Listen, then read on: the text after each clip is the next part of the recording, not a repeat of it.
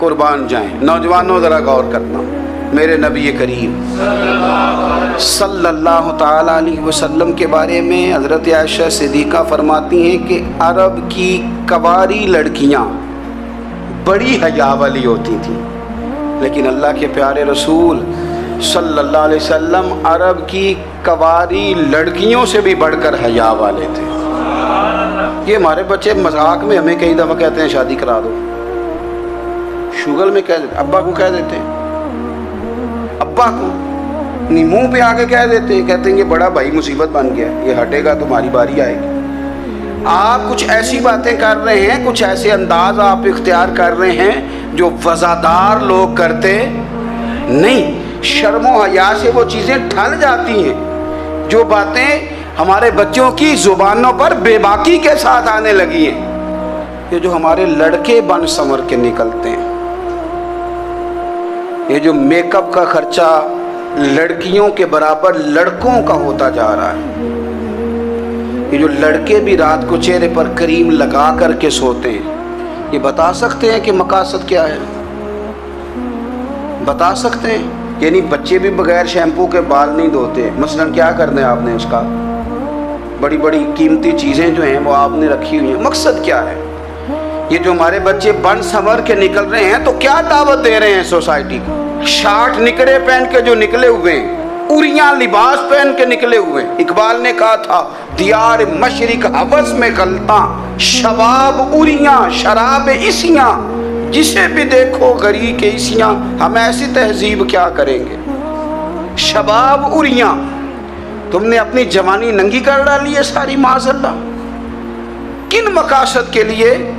میں وہ اعداد و شمار بتا نہیں سکتا۔ ہمارے ہاں گند سستا ہو گیا ہے، لوگوں نے گناہ تک پہنچنا آسان بنا دیا ہے۔ آپ دیکھ لیں گندگی دروازے پہ اور گند موبائل میں، کیسے بچائیں ان بچوں کو؟ کیا کریں؟ کلیجے پھٹتے، کبھی باتیں سوچتے ہیں تو سوچتے ہیں آنے والی نسل کو کہاں لے جائیں، کہاں چھپائیں، کیا ایسا کریں کہ یہ بچ جائیں۔ خدا را قربان جائیں حضرت عثمان غنی پر۔ مصنف ابن ابی شیبہ میں صحابہ فرماتے ہیں حضرت عثمان غنی نا بڑے مالدار تھے۔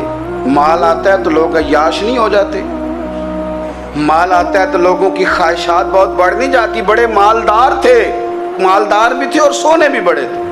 حضرت اسامہ بن زید کہتے ہیں میں نے زندگی میں اتنا سونا بندہ نہیں دیکھا جتنے حضرت عثمان غنی خوبصورت تھے، پیسہ بھی حسن بھی، لیکن فرماتے ہیں کہ حضرت عثمان غنی سب سے بڑھ کر اپنی شرمگاہ کی حفاظت کرنے والے اور سب سے بڑھ کر صلہ رحمی کرنے والے، رشتہ داروں سے اچھا سلوک کرنے والے، حیا والے، شرم والے، پاکیزگی والے۔ آپ کا ذہن ہے، آپ صبح اٹھتے ہی ذہن بنا لیں کہ میں نے آج اتنا سبق پڑھنا ہے، آج اتنی تفسیر دیکھنی ہے، اتنی عبادت کرنی ہے، فلانی نعت میں نے دیکھنی ہے، فلاں خیر کا کام کرنا ہے، فلاں آدمی کے ساتھ نیکی کرنی ہے۔ صبح ذہن بنا لیں، آپ کا ذہن وہی کام کرنے لگے گا۔ لیکن اگر صبح اٹھتے ہی ذہن میں گندگی ہے، رات کو سوتے ہی معاذ اللہ ذہن میں وسوسے ہیں، تو پھر سارا دن وہی چکی چلے گی، وہی انداز رہے گا۔ تھوڑا سا آپ کو اس کی نگرانی کرنی ہے، تھوڑا سا۔ فحاشی، عریانی یہ تیزی سے پھیل رہی ہے، تیزی سے گندگی لوگ کشید کر کے لاتے ہیں۔ اور حیا کا مطلب صرف اتنا ہی نہیں ہے آپ زنا اور بدکاری سے بچیں، آپ اپنی زبان کو بھی حیا والا بنائیں۔ کوئی کچا کمزور جملہ، گندی بات، گالی کبھی بھی زبان پہ نہ آئے، آپ کا انداز حیا والا ہو۔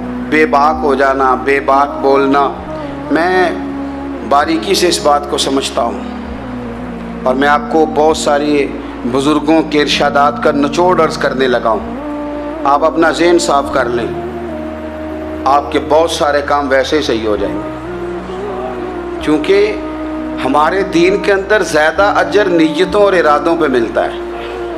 آپ کے جو اندر کی پاکیزگی ہے وہ بہت سارا فضل لاتی ہے اللہ کا، اور اگر دل ہی ناپاک ہو، ذہن ہی ناپاک ہو، تو وہ خیر کی چیزیں کس طرح کر کے داخل ہوں گی؟ نوجوان میری بات پر توجہ کریں۔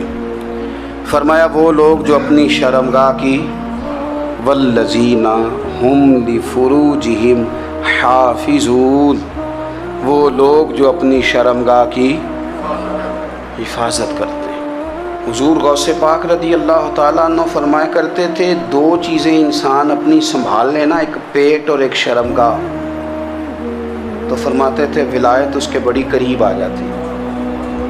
ہم نہ ان لذات میں الجھ جاتے ہیں۔ سیانے سیانے بندے، روٹی کمر سیدھی کرنے کے لیے کھانی چاہیے، زبان کے ذائقے کے لیے نہیں کھانی چاہیے۔ یہ زبان کا ذائقہ لگ جائے یہ کہیں کا نہیں چھوڑتا انسان۔ اپنی شرمگاہ کی جو لوگ حفاظت کر لیتے ہیں، کوئی بڑے سے بڑا گناہ کرنے سے بھی بندہ کافر نہیں ہوتا، بندہ کفر کرنے سے کافر ہوتا ہے۔ گناہ بڑے سے بڑا کرنے والا بھی گناہ گار ہے، کافر نہیں۔ لیکن بعض گناہ ایسے ہیں جو جس وقت بندہ کر رہا ہوتا ہے اس وقت وہ مومن نہیں ہوتا۔ میرے نبی کریم صلی اللہ تعالیٰ علیہ وسلم نے فرمایا، جب کوئی شرابی شراب پیتا ہے اس وقت مومن نہیں ہوتا۔ جب کوئی چور چوری کرتا ہے تو اس وقت مومن نہیں ہوتا، اور جب کوئی زانی زنا کرتا ہے تو تب وہ مومن نہیں ہوتا۔ اتنی دیر کے لیے اس کے دل سے ایمان نکال لیا جاتا ہے۔ کفل کا ایک واقعہ ترمذی میں ملتا ہے۔ ایک شخص کفل نام کا تھا بنی اسرائیل میں، ایک عورت مجبور تھی، اس کے بچے بھوکے تھے، تو کفل نے اسے مائل کر لیا کہ تو میرے ساتھ گناہ کرے گی تو پھر میں تیرے بچوں کی روٹی تجھے دوں گا۔ تو وہ عورت پہلے تو بیچاری نہ مانی، لیکن بچوں کی بھوک دیکھ کے مجبور ہو گئی۔ جب کفل کے قریب گئی نا وہ عورت، اس نے دروازے سارے بند کر لیے۔ ترمذی شریف میں اس کا واقعہ موجود ہے۔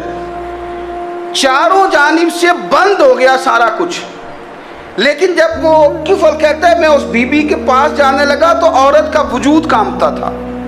جس بندے کو گناہ کی طرف جاتے اس کی طبیعت میں ہیجان پیدا ہو تو معنی یہ ہے کہ ابھی ذہن پورا غلیظ نہیں ہوا، ابھی طبیعت پوری گندی نہیں ہوئی، ابھی ایمان کی بہت ساری قسمیں موجود ہیں، عورت کا وجود کانپتا ہے۔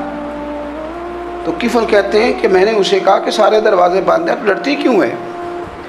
تو کہنے لگی ڈرتی اس لیے ہوں کہ سارے دروازے بند نہیں ہوتے، ایک دروازہ کھلا ہے اور وہ دروازہ رب قدیر کا دروازہ ہے، اسے کیسے بند کیا جا سکتا ہے؟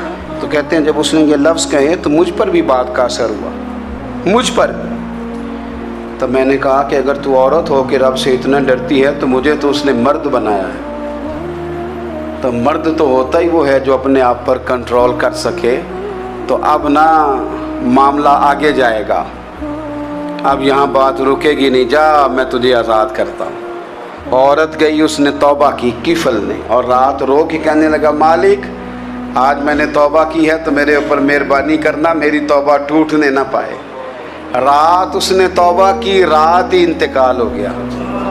لوگوں کو پتا تھا بڑا بے حیا ہے، بد کردار ہے، گناہ گار ہے، شاید لوگ اس کا چہرہ دیکھنے بھی نہ جاتے، پر مالک کریم ہے نا۔ حضور فرماتے ہیں سویرے اس کے دروازے پہ لکھ دیا اللہ نے، لوگوں رب نے کفل کے سارے گناہ معاف کر دیے ہیں، اس کے دروازے پہ لکھ دیا گیا۔ جب آپ اپنی حفاظت کرنا چاہتے ہیں تو اللہ پھر اسباب بھی پیدا کر دیتا ہے۔ اپنی شرمگاہ کی، اپنی نظر کی آپ خوب حفاظت کریں۔ اور میں آپ کو ایک بات عرض کروں، ایک بندے کے باحیا ہو جانے سے نا، ایک بندے کے ٹھیک ہو جانے سے اس کے دائیں بائیں بے شمار لوگ ٹھیک ہو جاتے ہیں۔ نہ چاہتے ہوئے بھی آپ کی نیکی کا اثر آپ کے دوستوں پہ پڑتا ہے، نہ چاہتے ہوئے۔ اور ایک بندے کے بگڑ جانے سے اس کے دائیں بائیں بہت سارے لوگ بگڑ جاتے ہیں، بہت سارے لوگ بگڑ جاتے ہیں۔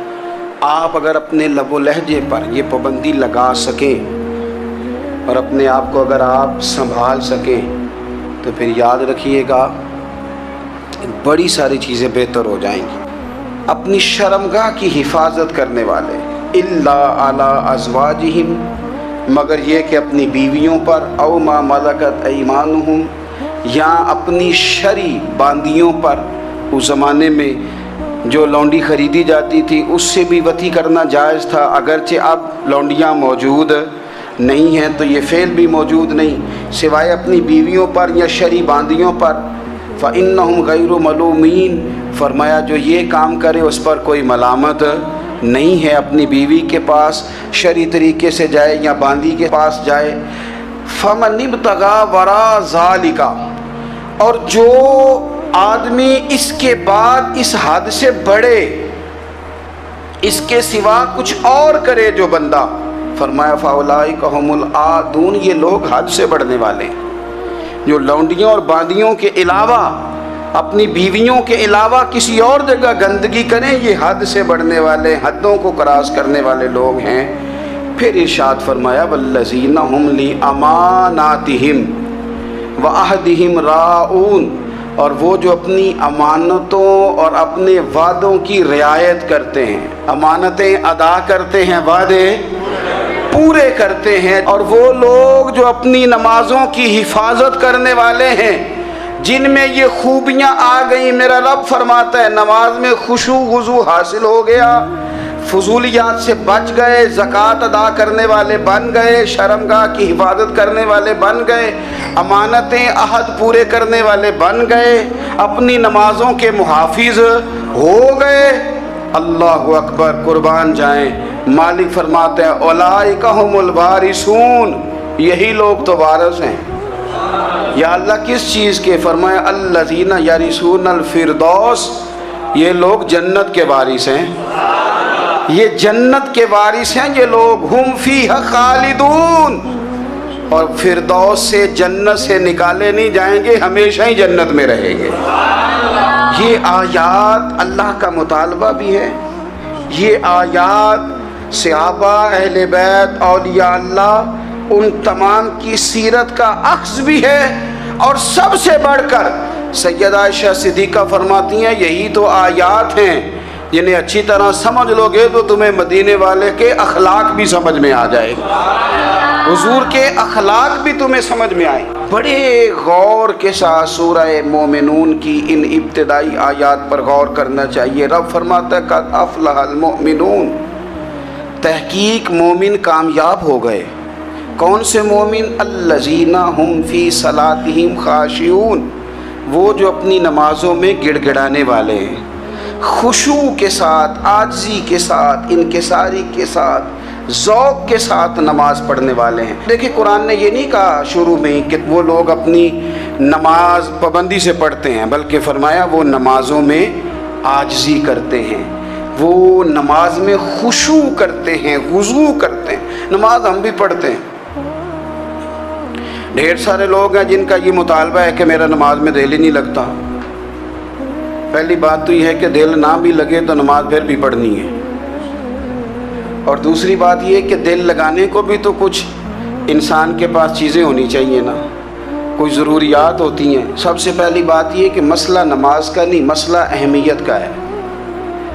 आपने अल्लाह तबारक व तआला की ज़ात की, रब करीम के जलालत की जितनी ज़्यादा अहमियत अपने दिल में महसूस कर ली, उतना ही नमाज की तरफ तवज्जो आपकी बढ़ जाएगी। आप सादी सी मिसाल है, गौर कर लें, जितना आप अपने उस्ताद को प्रोटोकॉल देते हैं, जितनी इज्जत करते हैं, उतना ही वक्त पे आप उनके पास पहुंच भी जाते हैं। अगर आपके दिल में अहमियत नहीं है तो आप टाल देंगे, और जिस उस्ताद की अहमियत है उसके फ़ोन की घंटी बजते ही फ़ोन भी उठाया जाएगा, और बात पूरी मुकम्मल भी नहीं होगी तो कहा जाएगा जैसे आप कहेंगे, और जो वक्त वो देंगे उनसे 10 मिनट पहले पहुंचने की कोशिश भी की जाएगी। बस समझ लें दिल लगने ना लगने का मसला नहीं, अहमियत का मसला है। आप जितनी अपने मालिक की बारगाह की अहमियत समझ लेंगे, उतना ही वक्त पे मस्जिद आएंगे, उतना ही शौक़ से नमाज पढ़ेंगे। दूसरी बात, नमाज के तर्जुमे पे गौर करें। आप यकीन करें अगर नमाज का तर्जुमा हमें आ जाए ना, तो हमें तो यूँ लगे कि हम तो अपने मालिक की बारगाह में अर्ज़ो मारूज़ करने हाजिर हुए हैं। ये सूरह फातिहा ही देख लें आप, हुजूर फरमाते हैं, रब फरमाता है सूरत फातिहा आधी मेरी है आधी मेरे बंदे की है। जब उसने कहा अल्हम्दुलिल्लाह रब्बिल आलमीन अर्रहमानिर रहीम मालिकी यौमिद्दीन इय्याका नअबुदु व इय्याका नस्तईन, जब यहाँ तक वो लफ्ज़ कहता है तो ये हिस्सा मेरा था। उसने अपने रब की तारीफ़ की, और जब कहा ना उसने इहदिनस सिरातल मुस्तकीम, اب بندے نے التجائیں شروع کر دی. اس نے کہا کہ مالک بھی تو ہے, رحمان بھی تو ہے, رحیم بھی تو ہے, عبادت بھی تیری کرتے ہیں تو مدد بھی تو تجھی سے مانگنی ہے نا. اب مہربانی فرمانا اہدنا الصراط المستقیم, ہمیں سیدھا راستہ دکھا دے.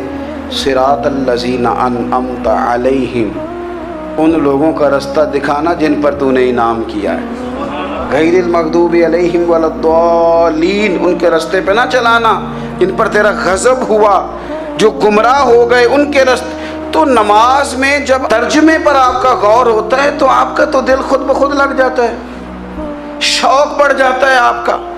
تو اتنی چیزیں ہم زندگی میں یاد کرتے ہیں, تو اگر ترجمہ بھی نماز کا یاد کر لیں اور پھر شوق سے پڑھیں تو آپ یقین کریں طبیعت کھینچی چلی آئے گی. ہمارے یہاں کچھ لوگ نماز پڑھتے ہیں پر بڑی لاپرواہی سے پڑھتے ہیں, کبھی ادھر دیکھتے ہیں کبھی ادھر دیکھتے ہیں, کبھی بال سہلاتے ہیں. وہ میں نے دیکھا ہے سجدے جا رہے ہیں تو سیانے بندے کبھی کپڑے کو چھیڑ رہے ہیں, کبھی جگہ کو چھیڑ رہے ہیں. میرے نبی کریم صلی اللہ تعالیٰ علیہ وسلم نے فرمایا ان لوگوں کا کیا حال ہے جو اپنی نماز میں نظریں آسمان کی طرف اٹھاتے ہیں, رکوع سے اٹھے تو اوپر دیکھنا شروع کر دیا, کیا حال ہے ان کا.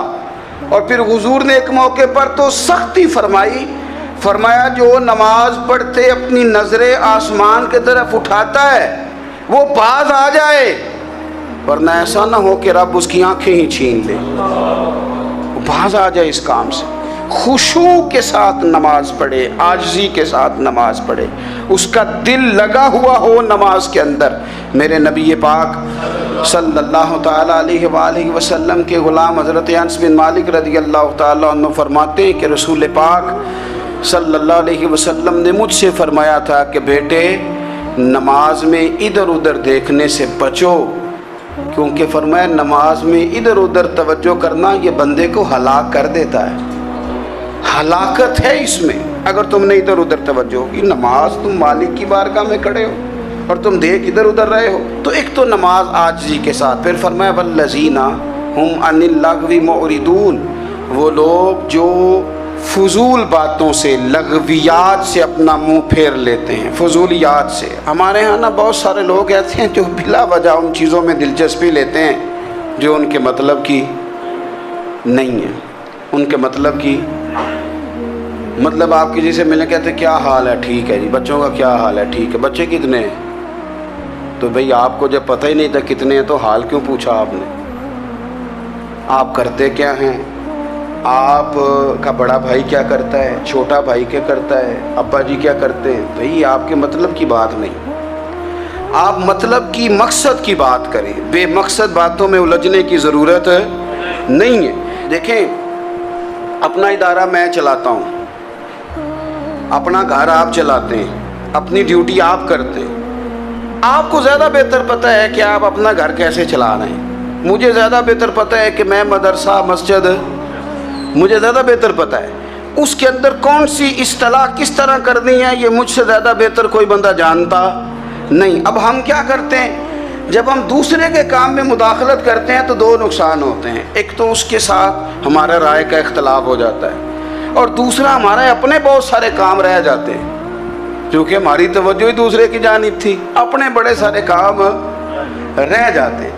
اس لیے بہت ساری ایسی چیزیں ہیں جن میں بلا وجہ کوئی مقصد نہیں. ہم پرانے لوگوں سے باتیں سنا کرتے تھے, ہمارے بزرگ کہا کرتے تھے جڑے پنڈ جانا نہیں, جڑے پنڈ جانا نہیں ہوتا راہ پوچھنے دی کی لو. لغویات میں نہ الجھے, فضولیات میں نہ الجھے, یعنی ٹو میں رہنا, ٹو میں. آپ یقین کریں میں نے پرسنلی طور پہ اس چیز کو محسوس کیا ہے کہ ہمارے بہت سارے اہم حقوق صرف اس لیے مس ہوتے ہیں کہ ہماری اپنے سے زیادہ توجہ سامنے والے پہ ہوتی. سامنے والے میں نے دیکھا بڑے بڑے عجیب سوال اور بڑے بڑے انوکھے سوال, مطلب یہ کہ اتنی لمبی چوڑی, اور لوگوں کو بڑا پتہ ہوتا ہے یہ فلاں آدمی جو ہے اس کے بچے کتنے ہیں, وہ بیاہ کہاں پہ ہیں, کس کس علاقے میں ان کی شادیاں ہوئی ہیں. اتنی تفصیلات کی ہمیں ضرورت نہیں ہے. ہم سے تو ہمارے بارے میں پوچھا جائے گا تو ہمیں اپنا معاملہ بڑا صاف ستھرا. دیکھیں کیا سونی بات کی مدینے والے رسول نے, قربان جائیں حضور کے جملوں پر. ایک شخص نے پوچھا حضور سونا اسلام کون سا ہے، خوبصورت مسلمان کون ہے؟ تو نبی پاک صلی اللہ علیہ وسلم نے فرمایا وہ خوبصورت مسلمان ہے جو بات اس کے مقصد کی نہیں، بے معنی ہے وہ بات وہ چھوڑ دے، بے مقصد باتوں سے الجھنا جو بندہ چھوڑ دے وہ مسلمان بڑا سونا مسلمان ہے۔ ہم کمزور اس لیے ہوتے ہیں کہ ہماری توجہ زیادہ دوسروں کی باتوں پر پڑتی ہے۔ کچھ چیزیں ایسی ہوتی ہیں جو ہم نہ فراخ دلی سے بانٹتے ہیں، اور کچھ چیزیں ایسی ہوتی ہیں جو مجبور ہو کر ہم دیتے ہیں۔ کئی دفعہ ایسا ہوتا ہے کہ سامنے والا کچھ زیادہ تکلیف میں ہوتا ہے اور ہمارے پاس بھی وسعت نہیں ہوتی، لیکن زیادہ اجر اسی بندے کو ملتا ہے جو تھوڑی تکلیف برداشت کرے اور سامنے والے کی تکلیف کو دور کرے۔ مدینہ منورہ میں نا قحط پڑ گیا تھا، غلہ نہیں ملتا تھا، تو قحط کے زمانے میں لوگ نا پھر چیزوں کو مہنگا کر کے بیچتے ہیں۔ ہمارے ہاں ایک طرف چینی کی لائنیں لگی ہوتی ہیں اور دوسری دفعہ چھاپا پڑتا ہے، پورے کے پورے گودام بھرے ہوئے نکل آتے ہیں، لوگ مصنوعی قلت پیدا کر دیتے ہیں۔ حضرت عمر فاروق رضی اللہ تعالیٰ عنہ کے زمانہ نور میں قحط پڑ گیا تھا، گندم کا دانہ اس طرح ہو گیا تھا جس طرح سونا ہے۔ سیدنا عثمان غنی رضی اللہ تعالیٰ عنہ کے نا بہت سارے اونٹ غلے کے بھرے ہوئے مصر سے آئے، اور لگتا یوں ہے کہ وہ شخص آپ ہی کو غلہ دیتا تھا، کسی اور کو دیتا بھی نہیں تھا، جو اونٹ بھر کے اس نے لیے۔ تو مدینہ منورہ کے اندر جب وہ مال پہنچا نا، آپ کو بتانا یہ چاہ رہا ہوں کہ ساری تجارت بندوں سے نہیں کرنی چاہیے، کچھ اللہ سے بھی کرنی چاہیے۔ رب سے جو بندہ تجارت کرتا ہے وہ بڑا کامیاب ہوتا ہے۔ وہ غلے سے بھرے ہوئے اونٹ آپ کے پہنچ گئے تو تاجر آئے، انہوں نے آگے کہا عثمان ہم کھول کے نہیں دیکھتے کہ اندر مٹی ہے کہ سونا ہے، اور یہ بھی نہیں پوچھتے آپ نے کتنے کا خریدا ہے، آپ کی زبان پر اعتبار ہے، آپ نے جتنے کا مال لیا ہے نا ہم ڈبل دیتے ہیں، آپ ہمیں دے دیں۔ آپ فرمانے لگے نہیں مجھے زیادہ نفع ملتا ہے۔ انہوں نے کہا 2 گنا، فرمایا نہیں زیادہ ملتا ہے، کہا 3 گنا، فرمایا زیادہ ملتا ہے۔ وہ کہنے لگے اس سے زیادہ تو کوئی تاجر ہے ہی نہیں جو زیادہ دے، فرمایا بس مجھے ملتا ہے نا۔ کہا کتنا ملتا ہے؟ فرمانے لگے لگتا ہے کہ اگر وہ تاجر زیادہ کرم نوازی کرے تو 700 گنا تو دے گا ہی، اور باقی کریم ہے۔ انہوں نے کہا جی نہیں اتنا نہیں ہم دے سکتے، پھر آپ بیچ لیں۔ یہ بات ہی سمجھ میں نہیں آتی۔ لوگ چلے گئے تو حضرت عثمان غنی مال اٹھا کے مسجد کے دروازے پہ لے گئے، جا کے کہنے لگے اے عمر اعلان کر دیں جس غریب کو گندم کی ضرورت ہے، آسانی کے دور میں نہیں دقت کے دور میں، جب لوگوں کو مل نہیں رہی چیز، جس کو ضرورت ہے وہ آئے اور آ کے لے جائے۔ جب جناب عثمان غنی کے اس غلے کا اعلان ہوا تو تاجروں کو اب مسئلہ سمجھ میں آیا کہ یہ 700 گنا کو بندہ نہیں دے رہا، یہ رب کریم عطا فرما رہا ہے۔ میرے عزیز کچھ سودے رب کے ساتھ بھی کریں۔ اگر کوئی بڑا ضرورت مند دروازے پہ آ جائے نا تو پھر اپنا نفع نقصان نہیں سوچنا، پھر تو رب کے ساتھ تجارت کرنی ہے۔ ضرورت مند کی ضرورت کا لحاظ کرنا یہ نہ مسلمانوں کے ایک دوسرے کے قریب کرے گا۔ ہم کون ہوتے ہیں کسی کی حاجت پوری کرنے والے، ضرورت پوری کرنے والے؟ کرنے والا تو اللہ ہے۔ تو اگر رب ہمیں کبھی وسیلہ بنائے، ذریعہ بنائے، تو پھر ہمیں ذرا نا خوش دلی سے بننا چاہیے، ذوق اور شوق سے بڑھنا چاہیے، پھر ہمیں کمزور نہیں پڑنا چاہیے۔